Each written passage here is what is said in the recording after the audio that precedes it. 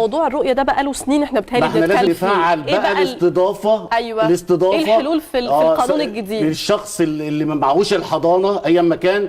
خلي بالكم ان قانون الأسرة مش بس انا بقول ان هو ظالم للمرأة او ظالم للرجل، لا ده ظالم لجميع اطراف النزاع الأسري بشكل عام، حتى الأطفال وحتى كمان الجد والجدة اللي ما يقدروش يرفعوا قضية رؤية عشان يشوفوا أحفادهم. فاكر يا أستاذ أيمن الحادثة وأستاذة مها، الحادثة البشعة اللي كلنا كنا تابعناها من كام أسبوع، الأب اللي خدر أطفاله جوه الأسانسير عشان يشوفهم ويهرب بيهم عشان خلافات بينه وبين زوجته. أدي واحدة من إفرازات العملية والمنظومة صحيح. اللي فيها مشكلة. صحيح. نعمل إيه برضو في الرؤية؟ نعمل إيه؟ لازم نفعل وبشكل سريع جدا منظومة الاستضافة، ونحط برضو عقوبات. يقول لك الاب هياخد الولاد او الام اللي هتستضيف ولادها هتاخد الولاد وتهرب، لا برضه هنحط عقوبات مش زي المشاريع اللي قبل كده اللي كانت عقوبات الغرامه وكلام فاضي او اسقاط الحضانه لفتره معينه، لا عقوبات تكون رادعه.